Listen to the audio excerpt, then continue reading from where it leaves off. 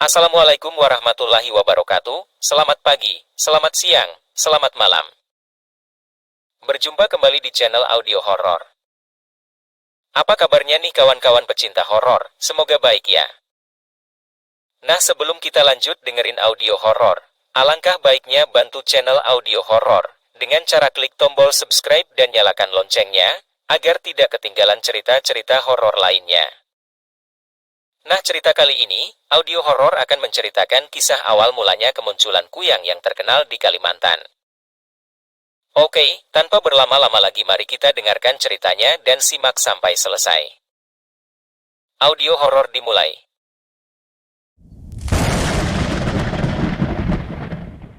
11 Oktober tahun 2019. Sosok putih bercahaya merah berkelebat membuat geger warga Kelurahan Teluk Lerong Ulu, Kalimantan Timur. Kejadiannya hari Senin, sekitar pukul 12 malam. Masyarakat meyakini kalau sosok itu adalah kuyang. Kuyang merupakan makhluk halus yang berwujud kepala manusia dengan isi organ tubuh menggelantung. Puluhan, bahkan ratusan orang dewasa, baik laki-laki atau perempuan, sontak mencari dan mengejar makhluk yang terbang di desa mereka. Sejumlah tempat yang diyakini sebagai wadah persembunyian si hantu kuyang didatangi warga. Bahkan, kolong rumah warga pun tak luput dari perhatian. Pencarian dilakukan dengan berbekal senter. Warga menyorotkan senter itu ke kolong rumah, termasuk ke arah suara kuyang yang terbang ke pohon kelapa dan pisang. Warga percaya hantu kuyang adalah manusia yang terjerumus ilmu hitam demi mencapai hidup abadi. Namun, timbul sebuah pertanyaan besar. Bagaimana sebenarnya hantu kuyang ini muncul di Kalimantan? Untuk menjawab pertanyaan itu, mari kita awali kisah ini dari sebuah desa kecil bernama Desa Wari di Kalimantan. Di Desa Wari pernah hidup seorang wanita bernama Maharati. Diperkirakan dia hidup pada masa kerajaan Banjar. Maharati ini terlahir dalam keadaan cacat. Dia tidak punya batang hidung. Dari kecil, Maharati dipasangi hidung buatan dari sebuah kayu yang dipahat oleh bapaknya. Dehen, yang merupakan bapaknya Maharati, tidak ingin anaknya minder karena dia cacat.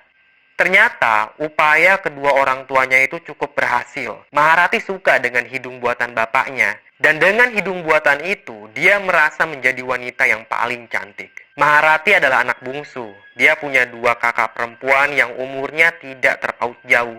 Kedua kakaknya itu bernama Suli dan Mayang. Berbeda dengan Maharati, Suli dan Mayang terlahir sempurna dan cantik. Tapi kedua kakaknya itu selalu memuji-muji Maharati dengan sebutan wanita paling cantik agar Maharati ini tidak minder. Bukan hanya kedua kakaknya saja, tapi ibunya Maharati juga selalu memuji-muji anaknya. Kehidupan Maharati seakan sempurna. Dia bahagia memiliki keluarga yang sangat menyayanginya. Terlebih, keluarga Maharati terbilang kaya. Bapaknya Maharati adalah seorang peternak sukses di desa. Dia punya banyak hewan ternak di kandangnya. Jadi, apapun yang Maharati mau, pasti dituruti oleh bapaknya. Perlu teman-teman ketahui, kalau Maharati ini gak pernah keluar rumah. Kedua orang tuanya mengurung Maharati agar dia tidak berbaur dengan anak-anak sebayanya di desa. Karena kalau Maharati bergaul dengan mereka, pasti mereka akan mengolok-ngolok Maharati karena perempuan itu tidak punya hidung. Atau lebih parah lagi dikatain manusia berhidung kayu. Tentu, Dehen sebagai seorang bapak tidak akan membiarkan anaknya diolok-olok seperti itu. Setiap hari Maharati pun hanya bergaul dengan keluarganya. Rumah Maharati memang terbilang besar dan punya halaman yang luas. Sehingga Maharati tidak pernah merasa bosan berada di dalam rumah. Ibunya Maharati juga sangat telaten mengurus anaknya itu. Semua berjalan baik-baik saja hingga pada suatu hari. Di umur Maharati yang menginjak 19 tahun, dia mulai penasaran dengan dunia luar. Pagi itu, diam-diam Maharati pergi ke halaman belakang rumahnya. Dia tahu ada sebuah lubang kecil di pagar belakang rumahnya. Maharati pun mengintip dari lubang kecil itu. Dan untuk pertama kalinya, Maharati melihat dunia luar. Di sana banyak orang yang berlalu lalang. Maharati benar-benar terkesima. Selang beberapa saat, Maharati tiba-tiba saja terkejut. Karena ada seseorang yang juga mengintipnya dari luar pagar. Itu adalah seorang lelaki. Dia memang sering mengintip rumahnya Maharati untuk sekedar melihat wanita yang memiliki hidung kayu. "Lihat, dia ada di sini," kata si lelaki itu pada teman-temannya. Ternyata dia tidak sendiri. Lalu teman-temannya yang lain ikut mengintip dari celah lubang itu. Kali ini yang ngintip adalah seorang wanita. Maharati tersenyum. Ini pertama kalinya dia menemukan teman baru. "Ayo keluarlah, main bersama kami," kata suara perempuan dari balik pagar. Maharati pun menjawab, "Aku tidak boleh keluar sama bapak." Begitu jawab Maharati. "Kenapa?" tanya perempuan dari luar pagar. "Kata bapak, dunia luar itu tidak aman untukku," kata Maharati sambil mendekatkan mulutnya pada pagar. "Bapak kamu bohong, di luar sini sangat asik. Kamu bisa main sama anak-anak lainnya. Kalau kamu mau, nanti sore kami akan balik lagi ke sini dan membawakanmu tali. Biar kamu bisa keluar," kata si perempuan itu. Maharati tidak menjawab, dia malah diam aja seperti sedang mempertimbangkan sesuatu. 3 anak itu pun pamit pada Maharati. Mereka janji nanti sore akan kembali dengan membawa tali. Sore pun tiba. Diam-diam Maharati kembali ke halaman belakang rumahnya. Dia mendekatkan telinganya ke pagar itu. Lalu terdengarlah suara gaduh 3 anak yang tadi pagi berbicara dengan Maharati. "Hai, kau siap?" tanya seorang perempuan. Maharati sebenarnya ragu. Dia menoleh ke sekelilingnya untuk memastikan tidak ada orang yang melihat aksinya. "Tapi aku tidak bisa lama-lama ya," kata Maharati. "Iya, kita sebentar aja. Kita keliling pasar. Banyak hal yang harus kamu lihat," kata si perempuan dari luar pagar. Sebuah tali pun dilemparkan. Maharati nekat memanjat pagar rumahnya sendiri. Dia dibantu 3 orang anak lainnya yang baru ia kenal. Sesampainya di luar pagar, Maharati merasakan hal yang berbeda. Ini pertama kalinya dia keluar dari dalam rumahnya, dan dia tidak sabar ingin melihat lebih jauh lagi kehidupan di luar sana. Ketiga teman barunya itu menyewa delman dan mengajak Maharati keliling pasar.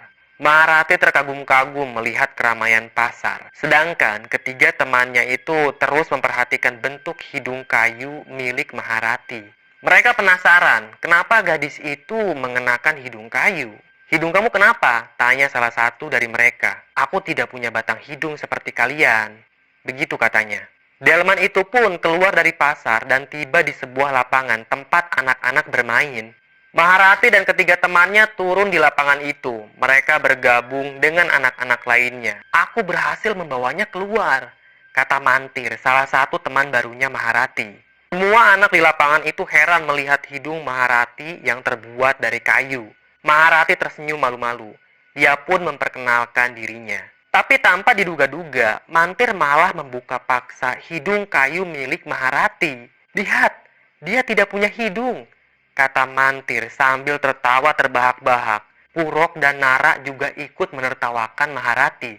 Ternyata mereka bertiga sengaja menjebak Maharati hanya untuk mempermalukan wanita itu. Semua anak-anak yang ada di lapangan terus mengolok-olok Maharati yang tidak punya hidung. Untung saja selang beberapa menit muncullah bapaknya Maharati. Dia kaget kenapa anaknya ada di lapangan. Dehen langsung mengusir mereka yang mengolok-olok Maharati. Kemudian Dehen membopong Maharati untuk pulang. Semenjak saat itu, kejiwaan Maharati benar-benar terguncang. Seumur hidupnya, baru pertama kali Maharati mendapat olok-olok seperti itu. Dia dituduh turunan jin. Anak-anak itu juga sangat kejam. Bahkan ada yang sempat meludahi si Maharati. Seharian Maharati tidak mau makan. Dia mengurung dirinya di dalam kamar. Hingga malam tiba, Maharati tidak mau membukakan pintu kamarnya. Mayang, yang tak lain adalah kakak kandungnya Maharati, mengetuk pintu jendela adiknya. Dia mencoba untuk membujuk adiknya itu. "Dek, kakak bawakan kelinci baru buat kamu. Lihat, warnanya bagus," kata Mayang sambil mendekatkan mulutnya ke jendela. "Kakak dapat dari mana?" tanya Maharati dari dalam kamarnya. Tapi dia belum membuka jendela. "Bapak yang nangkep kelinci ini dari hutan. Katanya buat kamu," jawab Mayang sambil tersenyum. Dia senang karena akhirnya ada respon dari Maharati. Maharati pun membuka jendela kamarnya. Dia tampak tidak mengenakan hidung kayu. Kedua matanya bengkak karena terlalu lama menangis. Maharati mengelus kelinci itu lalu tersenyum. Akhirnya Mayang berhasil membujuk adiknya itu. Maharati memang sudah tidak bersedih lagi. Dia kembali bermain dengan kedua kakaknya. Tapi tidak bisa dipungkiri, dia masih dendam dengan ketiga teman barunya itu. Maharati pun ingin balas dendam. Kebetulan ketiga anak itu masih sering ngintip di pagar belakang rumah. Dan Maharati mengetahuinya. Di suatu sore, Maharati pun mendekat ke lubang kecil tempat mereka ngintip. "Apa kabar?" bisik Maharati pada lubang kecil itu. "Kami baik-baik saja. Maafkan kami ya," kata Nara. "Aku sudah memaafkan kalian. Sekarang, apa kalian mau masuk ke rumahku? Kita main di sini saja," ajak Maharati. Mereka bertiga setuju, tapi Maharati menyuruh mereka untuk masuk satu persatu karena takut ketahuan sama ibu. Yang pertama masuk adalah Nara, si perempuan licik yang punya ide untuk mempermalukan Maharati. Nara memanjat pagar itu menggunakan tali yang dilemparkan Maharati. Tali itu Maharati ikatkan pada batang pohon sehingga mampu menahan beban mereka. "Kalian berdua jangan dulu masuk. Tunggu saja aba-aba dariku ya, biar tidak ketahuan sama ibu dan bapak." Dia pun membawa Nara masuk ke kamarnya melalui jendela. Di dalam kamar itu, Maharati menunjukkan koleksi mainan yang ia buat sendiri dari akar pohon. Ketika perhatian Nara tertuju pada mainan itu, di saat itulah Maharati menghantamkan sebuah batu yang cukup besar tepat di kepalanya Nara. Si Nara pun tewas seketika tanpa bisa berteriak. Maharati segera membersihkan darah itu. Dia juga memasukkan jenazah Nara ke dalam karung besar yang sudah ia siapkan. Karung itu kemudian ia masukkan ke dalam kolong ranjang. Maharati pun keluar dari kamarnya melalui jendela. Dia lalu mempersilahkan satu orang lagi untuk manjat pagar rumahnya. Kini giliran Purok yang naik. Seperti biasa, Maharati membawa Purok ke kamarnya, lalu membunuhnya dengan cara yang sama. Purok tampak belum tewas. Kedua matanya memandangi Maharati. Kepalanya mengeluarkan darah, dan tanpa kasihan, Maharati pun menghantamkan kembali batu itu tepat di wajahnya Purok. Belum ada yang mengetahui aksi Maharati.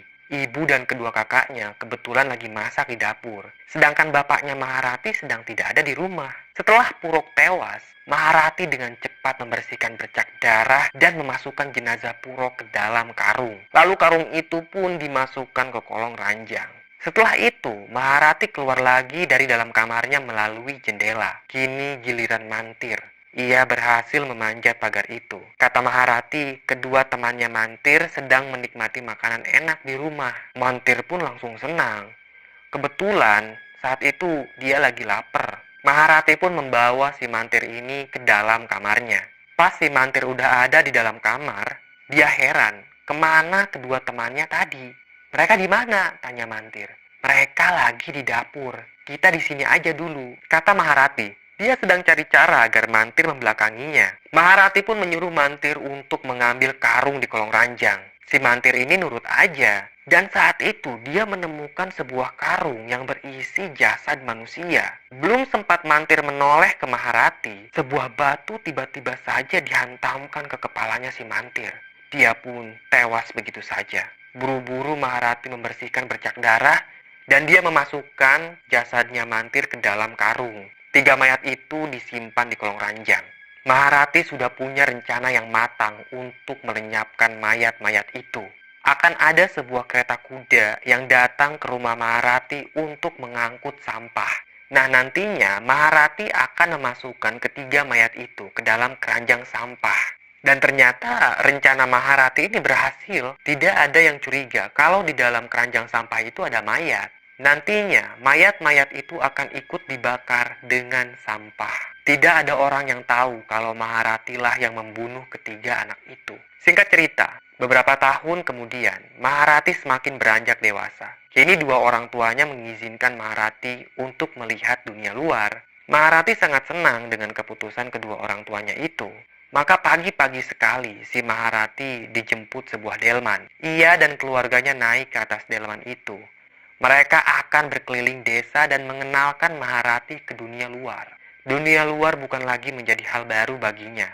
Karena dulu dia pernah kabur dari rumahnya. Kali ini dia tidak mau mengenakan hidung kayunya dan memilih untuk menutupi bagian hidung dan mulut dengan kain hitam seperti mengenakan cadar. Setelah diizinkan keluar rumah, Maharati pun sering berkeliaran di pasar untuk membeli bahan makanan. Hingga pada suatu hari, dia bertemu dengan seorang wanita yang sudah sangat tua. Punggung wanita itu bungkuk. Dia harus mengenakan tongkat kayu untuk berjalan. Wanita tua itu adalah seorang pengemis yang akhir-akhir ini mangkal di pasar dekat rumahnya Maharati.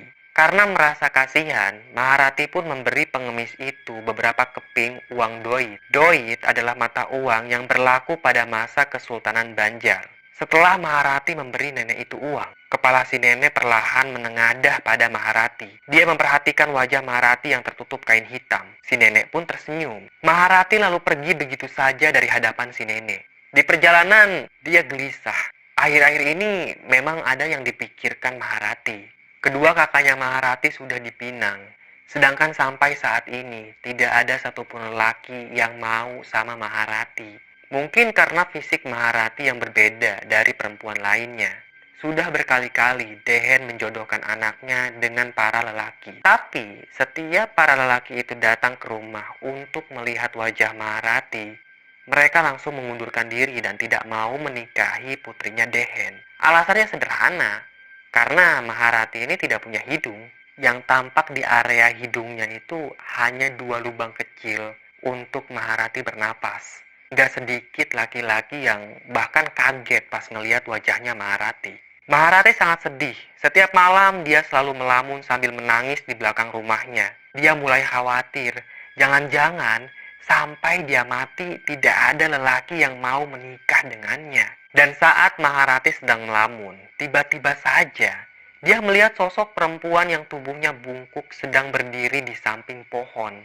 Maharati perlahan menghampiri sosok itu dan ternyata dia adalah si nenek yang pernah ketemu Maharati di pasar. Entah bagaimana si nenek itu bisa masuk ke dalam halaman rumahnya Maharati. "Aku bisa membuatmu cantik dan abadi," kata si nenek. "Bagaimana caranya, Nek?"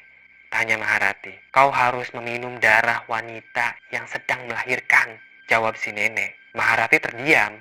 Dia kayak percaya nggak percaya gitu ya. Soalnya si nenek ini aneh banget. Mana mungkin seorang manusia bisa menjadi cantik dengan meminum darah? Melihat keraguan Maharati, si nenek itu seolah mau menunjukkan kesaktiannya. Dia pun berubah wujud menjadi sosok wanita muda dan cantik. Lalu dia tersenyum pada Maharati. Maharati langsung terkagum-kagum dengan kesaktian si nenek. "Benarkah apa yang kau katakan itu?" tanya Maharati. Perlahan dia mulai percaya pada perkataan si wanita itu. "Tentu saja, kamu bisa cantik sepertiku," kata si wanita. Maharati tidak menyadari kalau yang sedang ia ajak bicara itu adalah demit yang akan menyesatkannya. Beberapa hari kemudian, hidup Maharati tidak tenang. Setiap malam dalam tidurnya, dia selalu didatangi si nenek itu. Dalam mimpinya Maharati, si nenek memberi sebuah mantra yang ditulis di atas pelapah bambu. Ajaibnya, ketika Maharati bangun, dia mendapati pelapah bambu itu tergeletak di sampingnya. Sudah ada mantra yang tertulis di atas pelapah bambu itu. Maharati semakin gelisah saja. Akhirnya, dia membuat sebuah keputusan yang nekat. Dia akan mencoba saran si nenek, yaitu meminum darah orang yang sedang melahirkan. Maka di hari berikutnya, tengah malam, Maharati mengendap-endap keluar dari rumahnya. Dia sudah mendengar kalau di kampungnya ada wanita yang sedang hamil besar dan kebetulan malam itu si wanita sedang melahirkan. Rumahnya tidak jauh dari rumah Maharati. Maharati berhasil masuk ke dalam kolong rumah si wanita yang sedang melahirkan. Dia menengadahkan kepalanya ke atas dan membuka mulutnya lebar-lebar. Saat jabang bayi itu keluar, maka darah pun mengucur membasahi dipan atau lantai bambu, lalu merembes ke kolong rumah. Di kolong itulah Maharati meminum darah. Wajahnya merah terkena cipratan darah. Dan setelah darah itu habis, Maharati langsung kabur tanpa diketahui siapapun. Secara ajaib, keesokan paginya Maharati terkejut melihat kondisi wajahnya yang berubah. Dia sekarang punya batang hidung. Wajahnya juga tampak lebih cerah dan lebih cantik. Dengan gembira, Maharati menunjukkan batang hidung barunya itu pada keluarganya. Semua keluarga Maharati heran, bagaimana hidung itu bisa tumbuh di wajah Maharati. Sekarang wanita itu bisa keliling desa tanpa harus menutupi wajahnya dengan kain hitam. Para lelaki pun mulai tertarik dengan kecantikan Maharati. Namun, sekarang dia jual mahal dan tidak langsung menerima pinangan para lelaki itu. 1 bulan pun berlalu. Keanehan mulai terjadi pada Maharati. Hidungnya yang indah itu hilang lagi dan wajahnya kembali kumal seperti sedia kala. Maharati bingung apa yang sedang terjadi padanya. Malamnya, saat Maharati sedang kebingungan, ia mendengar ada yang mengetuk jendela kamarnya. Dia pun membukakan jendela itu. Ternyata yang datang adalah si nenek misterius yang pernah memberinya petunjuk. Nenek itu bilang kalau Maharati mau hidup abadi dengan kecantikannya, maka dia harus memakan bayi. Maharati benar-benar terkejut dengan perkataan si nenek. Tapi di sisi lain, si Maharati ini tidak mau kehilangan kecantikannya. Dia pun menuruti apa yang si nenek katakan. Maharati benar-benar sudah gelap hati. Wanita itu pun langsung mencari korban pertamanya di desa. Maharati mendatangi rumah yang penghuninya baru saja melahirkan beberapa hari lalu. Ia masuk ke dalam rumah itu melalui jendela kamar. Kebetulan, bayi di kamar sedang sendirian, sedangkan ibunya lagi di dapur. Maharati langsung menculik bayi itu dan membawanya ke hutan. Dan dengan keji, Maharati membunuh jabang bayi, lalu memakannya mentah-mentah. 1 hari setelah memakan bayi, hidung Maharati pun kembali tumbuh. Wajahnya juga berseri-seri, tambah cantik lah. Belum ada warga yang mengetahui aksi kejinya itu. Warga mulai cemas karena beberapa bulan ini sudah ada 4 bayi yang hilang di desa mereka. Atas dasar itulah mereka ingin menjebak si penculik bayi. Dan pada suatu malam, nasib naas menimpa Maharati. Dia tertangkap basah oleh warga sedang menculik jabang bayi. Maharati pun ditangkap warga dan diarak keliling desa. Tanpa diadili lagi, Maharati langsung dipenggal oleh warga. Hal itu mereka lakukan karena pembunuhan yang dilakukan Maharati terbilang keji, maka harus dibalas dengan keji pula. Karena pas Maharati ditangkap, dia sempat ngaku kalau dia udah ngebunuh semua bayi itu. Tidak ada yang bisa menolong wanita itu, termasuk keluarganya sendiri. Bahkan keluarganya Maharati juga diusir dari desa. Rumah mereka dibakar. Warga menuduh kalau Maharati itu menuntut ilmu hitam, sehingga dia menculik para bayi dan membunuhnya. Setelah kematian Maharati, warga merasa aman. Mereka tidak lagi takut akan teror penculikan bayi. Namun apa yang terjadi dengan Maharati benar-benar di luar nalar. Wanita itu ternyata tidak bisa dibunuh. Kepala dan tubuhnya bersatu kembali. Jantungnya berdetak. Dan kini dia menjelma menjadi wanita yang lebih cantik dari sebelumnya. Dan wajahnya berbeda dengan Maharati yang dulu. Tapi ada garis luka di lehernya. Garis itu bekas luka penggal yang entah kenapa tidak bisa hilang. Kalau siang, Maharati berbaur dengan warga lainnya di pasar. Dan kalau malam, dia akan kembali ke hutan, lalu merubah wujudnya menjadi sosok kepala wanita dengan jeroan tubuh yang terburai. Itu sangat mengerikan. Maharati terbang di malam hari, menculik bayi dan meminum darah wanita yang baru melahirkan demi menjaga keabadian dan kecantikannya. Semakin lama, warga semakin sering melihat penampakan Maharati. Dan warga pun mulai menamai hantu itu dengan sebutan Kuyang. Entah siapa yang mengawali penyebutan nama Kuyang, namun faktanya Kuyang adalah makhluk gaib yang sudah ada sejak zaman dulu. Dan hingga sekarang masih sering menampakkan diri. Selesai. Terima kasih udah nyimak cerita Mbah. Tunggu cerita-cerita lainnya ya.